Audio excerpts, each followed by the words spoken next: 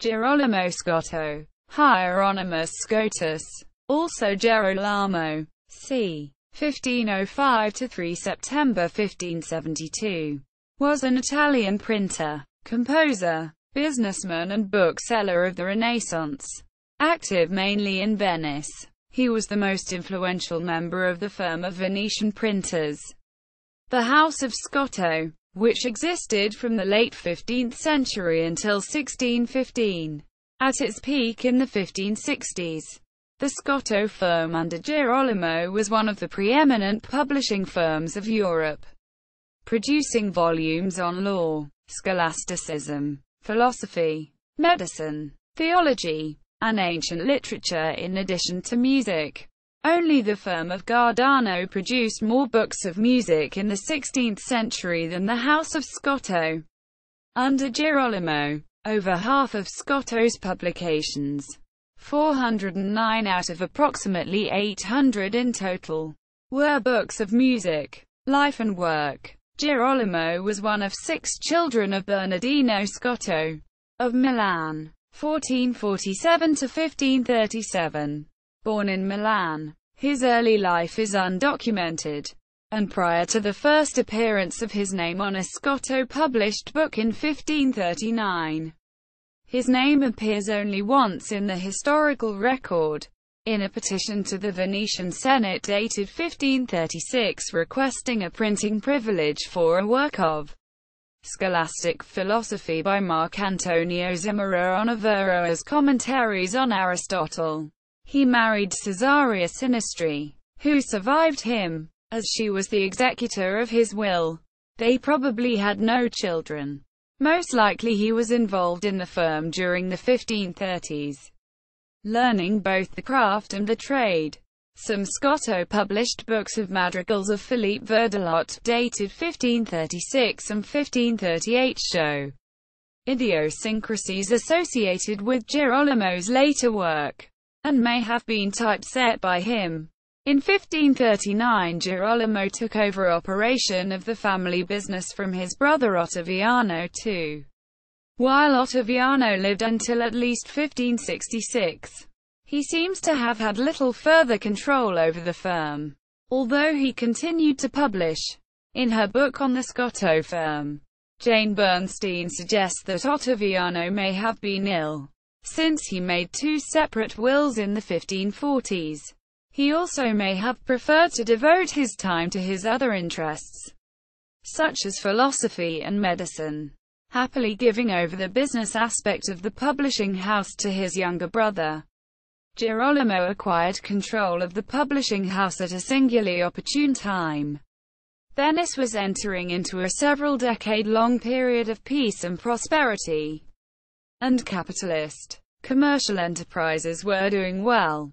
There was an enormous demand for madrigals, a relatively new musical form proving immensely popular in Italy, and through the technological advance of single-impression music printing, in which blocks of type imprinted a portion of staff along with a note, Girolamo was able to mass-produce music to meet the market demand. In addition to producing music books, he also continued the firm's tradition of publishing other subjects, such as philosophy, medicine, law, theology, and other matters, and all the while composing and publishing his own music.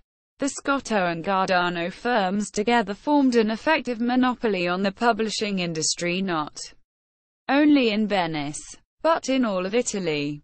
Gardano, unlike Scotto, published only music, rather than compete fiercely, as Gardano did with a small firm in Ferrara.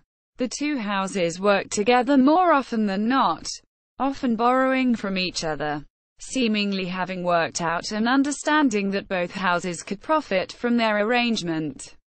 In the 33 years of their domination of the Italian market, Scotto produced over 800 publications, approximately a complete print run of a new book, a set of music parts every 2 weeks. Having the monopoly, a healthy market for his products, and a network of booksellers throughout Italy and Sicily, Scotto acquired considerable wealth during the middle decades of the 16th century. Tax records and his will mention his ownership of numerous rental properties and cultivated fields, many in the vicinity of Padua.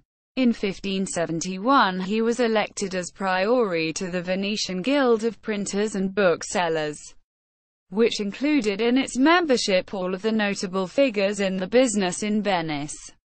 Girolamo died on 23 September 1573, and was buried in the monastic church of San Francesco della Vigna in Venice. On Girolamo's death in 1572, the Scotto firm passed to Girolamo's heir, his nephew Melchiorre Scotto. On Melchiorre's death in 1613, it was dissolved and its assets put up for public auction, since Melchiorre's designated heir was considered by the Venetian authorities to be illegitimate. Music. Scotto's music, all secular and vocal, was written for his market, and was largely didactic. He wrote 220 compositions which he published himself, many of them madrigals for 2 or 3 voices. 2-voice madrigals were a relative rarity at the time, but useful for teaching, and for amateurs. Most madrigals were for 4 or 5 voices. Stylistically they kept up with current trends, and he probably learned from the composers whose works he published. In fact, he sometimes paraphrased their work in his own. One of his compositions was a setting of Petrarch's sonnet Padre del Cielo, Dopo I perduti giorni. This serious work, a sonnet of contrition and renunciation emblematic of the Counter-Reformation, was set by only one other composer, the renowned Cipriano de' Rori. Notes.